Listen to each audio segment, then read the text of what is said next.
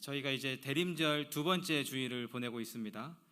제가 기도하면서 대림절에 어떤 말씀을 함께 나누면 좋을까 기도하고 고민하는 가운데 대림절이야말로 이 복음에 대해서 함께 나누면 좋겠다라는 마음이 들어서 다시 복음 앞에라는 제목으로 함께 말씀을 증거하려고 합니다. 여러분, 복음이 무엇입니까? 말 그대로 복음, 복된 소리, 기쁜 소식, 좋은 소식을 복음이라고 하지요. 세상 모든 사람들은 나름의 기쁜 소식을 원합니다. 기쁜 소식을 듣기를 원하고 기쁜 소식을 갈구하지요. 그렇다면 어떤 기쁜 소식을 원할까요? 아마 여러 가지 다양한 소식들을 원할 것입니다. 왜냐하면 각자 처한 상황이 다르고 또 환경이 다르고 그들의 꿈과 계획과 미래가 다르기 때문이지요. 여기 많은 분들이 계신데 아마 원하는 것이 무엇입니까? 여쭤보면 굉장히 다양한 대답들이 나올 것입니다. 저는 이것을 원합니다. 저는 이것을 원합니다. 많은 사람들이 원하는 기쁜 소식을 한데 모아서 정리해 보았더니 이 두 가지로 정리가 되더랍니다.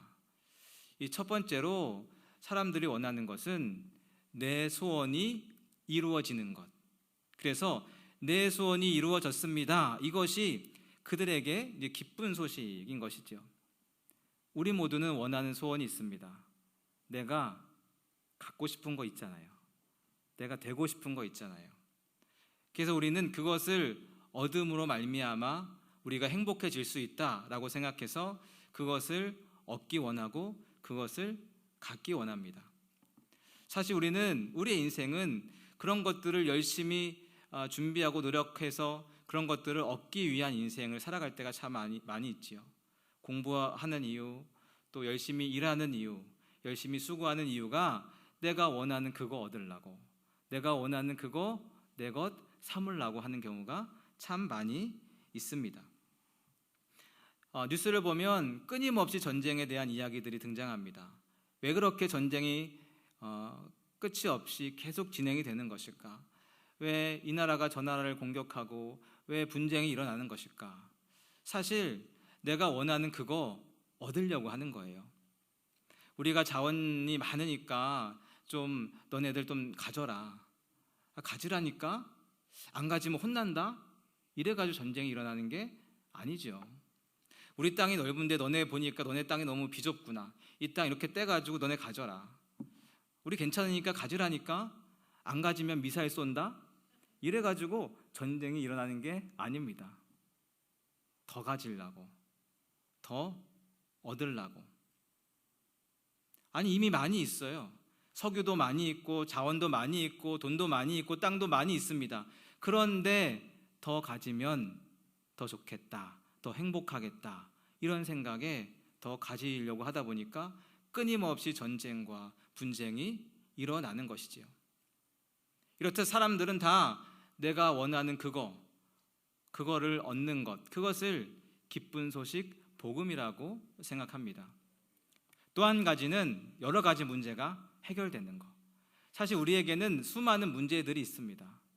우리 안에 문제가 없는 사람, 문제가 없는 가정이 어디 있습니까? 제가 목회를 하면서 참 많은 분들을 만나보면서 내린 결론은 정말 이 땅에 문제 없는 인생, 문제 없는 가정이 없구나라는 것입니다. 저 집은 정말 문제 없겠다. 저 집만 같으면 정말 행복하겠다. 라는 집도 가서 만나보잖아요. 아이고 목사님 모르시는 말씀입니다 하면서 우시기 시작하는데 눈물이 그치질 않습니다. 그치지 않아요. 저 집 남편 같으면 소원이 없겠다. 뭐라고 대답합니까? 데리고 살아봐라. 네, 데리고 살아봐. 그래야 내 맘 알지. 제발 좀 데려가라. 멀리서 보면 괜찮아 보이잖아요. 멀리서 보면 문제 없어 보이잖아요. 근데 가까이 가보니까 문제 없는 인생, 문제 없는 가정, 문제 없는 부부, 문제 없는 자녀가 하나도 없습니다. 다 문제가 있어요. 그러니까 그 문제가 해결되는 거, 그게 나에게는 기쁜 소식, 복음이지요. 이렇게 내 소원이 이루어지는 거, 또 나를 둘러싼 수많은 문제들이 해결되는 거, 그것이 우리 모두에게 사실은 기쁜 소식이고 우리 모두가 원하는 좋은 소식일 것입니다. 그런데 여기에다가 한 가지 상황을 대입하면 그 기쁜 소식이 확 달라집니다. 2022년 7월 10일에 이스탄불에서 이륙한 비행기가, 대한항공 여객기가 이륙한 지 1시간 50분 만에 기체 결함이 생기게 되었습니다. 비행기 밖에서 막 불꽃이 튀어요. 그리고 왠지 모르게 비행기가 막 뜨거워집니다. 그리고 기내 안에 모든 조명이 다 꺼졌어요. 암흑이 되었습니다. 여러분 생각해 보십시오. 얼마나 무섭겠습니까? 그 비행기, 그 하늘 항공 위에서 어떤 사람들은 죽음을 직감하죠. 난 이제 죽었구나. 내 인생 여기서 끝나는구나. 어떤 사람들은 유언을 남깁니다. 핸드폰을 켜서 막 유언을 남겨요. 사랑하는 아내에게, 남편에게, 자녀들에게, 부모님에게. 또 어떤 사람들은 335 모여서 기도합니다. 기도해요. 공포의 2시간이 지났습니다. 다행히도 그 비행기는 안전하게 착륙을 했습니다. 아마 그 비행기 안에 있던 수많은 사람들 역시 비행기가 출발할 때만 해도 각자 가지고 있었던 수많은 소원들, 제각각의 소원들이 있었을 것입니다. 그런데 비행기가 기체 결함이 발견되는 순간, 비행기가 추락하는 그 순간, 그들의 모든 소원은, 그들이 원하는 모든 기쁜 소식은 단 하나로 귀결됩니다. 바로 이 비행기가 안전하게 착륙해서 나를 살게 해 주십시오. 여러분, 그 비행기 안에서 무슨 소원이 필요하겠습니까? 무슨 소원이 필요하겠습니까? 단 하나의 소원이죠. 내가 안전하게 살 수 있는 것. 따라서 우리 인생에서 진짜 기쁜 소식, 정말 기쁜 소식이 무엇인지 알기 위해서는 내가 추락하는 비행기 안에 있음을 깨닫는 것이 중요합니다. 죄로 인해 멸망으로 달려가는, 죽음으로 달려가는, 저주로 달려가는 비행기 안에 내가 탑승해 있구나라는 것을 깨닫는 것이 너무너무 중요합니다. 그거 모르면 어떻게 됩니까? 괜찮겠지, 별일 없겠지, 아무 문제 없어, 그러면서 그냥 그렇게 추락하는 거예요. 그래서 로마서는 복음에 대해서 이야기하면서 가장 먼저 죄에 대해서 이야기합니다. 죄로 인해 우리가 추락하는 비행기 안에 있음을 설명하고 있어요. 그래서 장장 1장에서 3장에 걸쳐 3장의 그 수많은 내용 안에 우리들의 죄의 문제를 담아 놓고 있는 것이죠. 우리들을 혼내려 함이 아닙니다. 우리들을 정죄하려 함이 아닙니다. 우리들의 기분을 상하게 하려 함이 아닙니다. 우리들이 얻은 그 구원이 얼마나 값지고 귀한 것인지 알려주기 위해서, 얼마나 귀하고 보배로운 것인지 알려주기 위해서 먼저 죄의 문제를 건들고 있는 것이지요. 그래서 보시면 로마서 1장 한번 보십시오. 한번 이렇게 앞으로 가셔가지고요. 로마서 1장 29절 한번 보시기 바랍니다. 29절부터 31절까지 보시면 수많은 죄들을 열거하고 있습니다. 곧 모든 불의, 추악, 탐욕, 악의가 가득한 것, 시기, 살인, 분노, 사기, 수많은 죄들을 열거하는데 이것은 이방인들의 대표적인 죄입니다. 이것을 들은 유대인들은 그렇게 생각하겠죠. 거봐, 근데 그럴 줄 알았어. 이방인들은 그래서 안 된다니까. 이방인들은 언젠가 혼날 줄 알았다니까. 이방인들한테 저런 죄가 있다니까.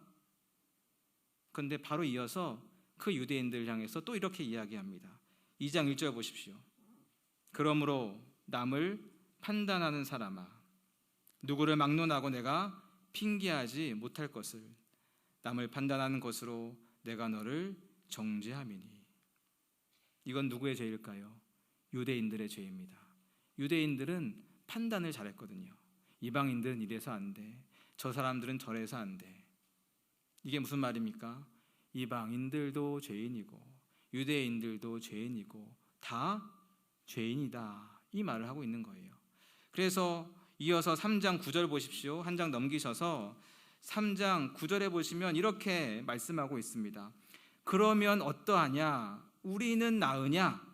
결코 아니라.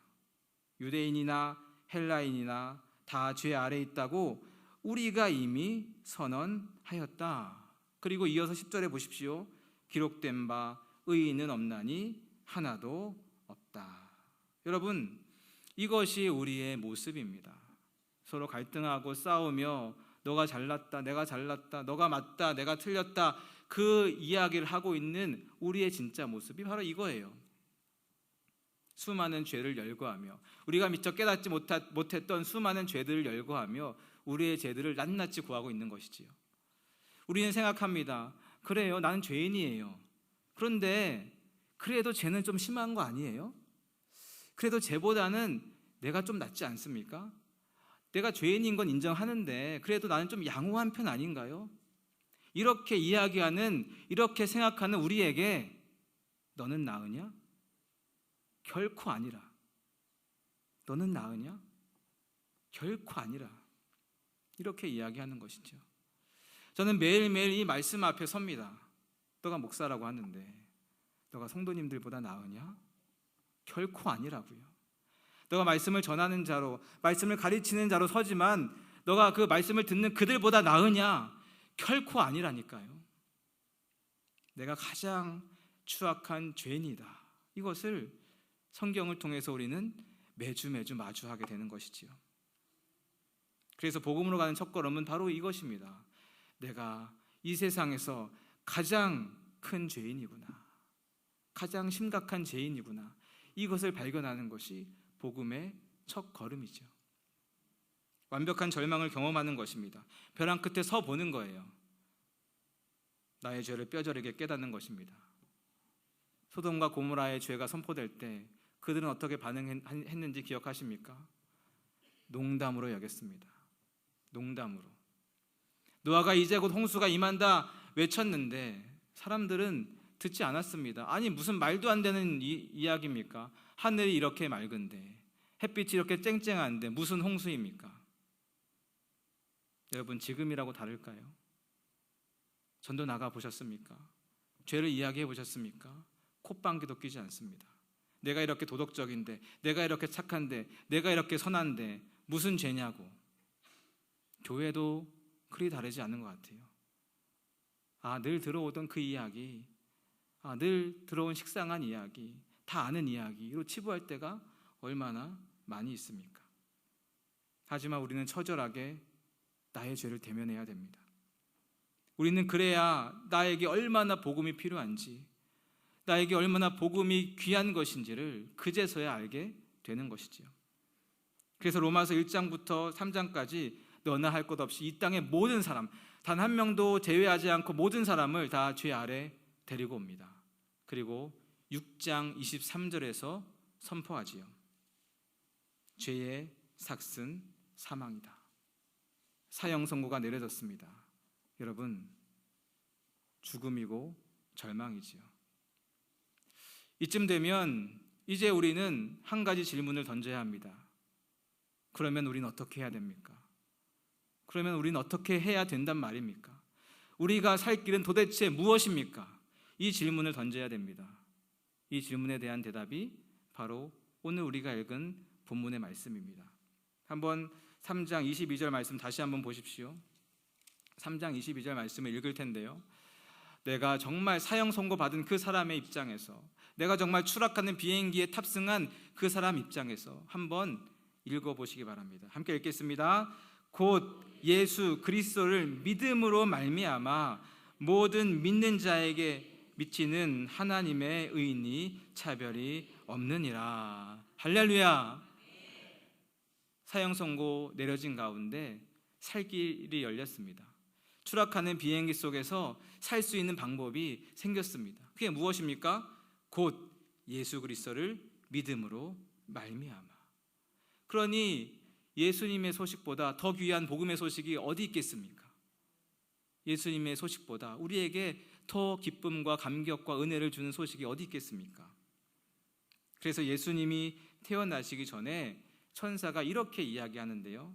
우리 누가복음 2장 10절과 11절 말씀, 우리 화면을 한번 보십시오. 천사가 이르되 무서워하지 말라. 보라, 내가 온 백성에게 미칠 큰 기쁨의 좋은 소식, 복음이잖아요. 그 복음을 너희에게 전하는데 그게 무엇입니까? 오늘 다윗의 동네에 너희를 위하여 구주가 나셨으니 곧 그리스도 주시니라. 아멘. 그렇게 복음이신 예수님께서 우리에게 오셨습니다. 우리는 그 예수님을 생각하며 그 예수님께 감사하며 이 대림절을 보내고 있는 것이지요. 그리고 그 복음은 모든 사람을 차별하지 않는 그런 복음입니다. 22절 한번 보십시오. 모든 믿는 자에게 미치는 하나님의 의인이 차별이 있다고요? 없다고요? 없습니다. 유대인이든 이방인이든 상관없어요. 남자든 여자든 가난한 자든 부유한 자든 많이 배운 자든 못 배운 자든 어른이든 아이든 상관없습니다. 믿기만 하면 모든 믿는 자에게 임하는 구원의 소식인 것이지요. 여러분, 세상은 어떻습니까? 세상은 차별하지요. 유대인과 이방인 차별합니다. 남자 여자 차별하지요. 지방과 서울 차별하지요. 배운 자 못 배운 자, 어느 학교 나왔느냐, 그 출신 성분이 어떠냐, 외모가 어떠냐, 다 차별합니다. 그리고 이야기합니다. 이 경쟁에서 승리해서 너가 원하는 것을 얻어라, 너가 원하는 자리에 올라가라, 그것이 복음이고 그것이 기쁜 소식이다. 세상은 그렇게 이야기해요. 그런데 여러분 생각해 보십시오. 그게 쉽습니까? 어려워요. 어려운데 어려운 것뿐만이 아니고 그 자리에서 그것을 유지하는 것은 불가능합니다. 조금만 지나면 밑에서 치고 올라와요. 나보다 젊은 사람이, 나보다 똑똑한 사람이, 나보다 힘센 사람이, 나보다 많이 배운 사람이, 나보다 아이디어가 좋은 사람이 계속해서 치고 올라옵니다. 나를 잡아 내리려고. 세상이 이야기하는 기쁜 소식이라는 거, 세상이 이야기하는 복음이라는 거, 그런 겁니다. 하지만 성경이 이야기하는 복음은 어떻습니까? 차별하지 않습니다. 그리고 영원합니다. 복음은 우리를 경쟁으로 내몰지 않습니다. 믿기만 하면 모든 자에게 구원을 베풀어 주는 것이지요. 그래서 마태복음에서 예수님이 이렇게 말씀하지 않습니까? 수고하고 무거운 짐진 자들아 다 내게로 오라. 구별하지 말고 차별하지 말고 다 내게로 오라. 그러면 내가 너희를 쉬게 하리라. 세상은 쉼 없이 달려가라 그럽니다. 쉼 없이 달려가서 그걸 얻는 게 복음이라고 이야기해요. 하지만 예수님은 내게 와서 쉬라고 이야기하세요. 그게 복음이라고 말하지요. 경쟁에서 이긴 자만이 살아남을 수 있다 말하는 이 세상 속에서 예수님이 차별 없이 우리에게 다가오십니다. 그리고 우리를 구원으로 초대해 주시는 것이지요. 그러니 이 복음이 우리에게 얼마나 기쁜 소식입니까? 그래서 사도 바울이 이렇게 이야기하지 않습니까? 나는 예수의 십자가만 자랑한다. 나는 예수의 십자가 말고는 다른 것은 자랑하지 않겠노라. 여러분 어떠십니까? 여러분에게도 복음은 그런 것입니까? 우리 찬양대 여러분에게도 복음은 그런 것입니까? 복음이 기쁨이 되고 복음이 소망이 되고 복음이 자랑이 되십니까? 우리는 매일매일 복음 앞에 서야 됩니다. 사도 바울이 로마 교회에 다시 복음을 전했던 것처럼 우리는 다시 처절한 나의 죄 앞에 서야 됩니다. 그리고 그럼에도 불구하고 나를 구원해 주신 놀라운 하나님의 은혜, 그 복음 앞에 다시 서야 하는 것이지요. 복음을 들어야 되고 복음의 은혜를 계속해서 들어야 되는 것이지요. 사랑하는 여러분, 그렇게 우리가 매일매일 복음 앞에 서길 바랍니다. 그렇게 복음을 기뻐하고 복음에 감사하고 복음을 즐거워하고 복음을 자랑하고 복음을 증거하는 복음의 사람들 다 되시길 주님의 이름으로 축원합니다.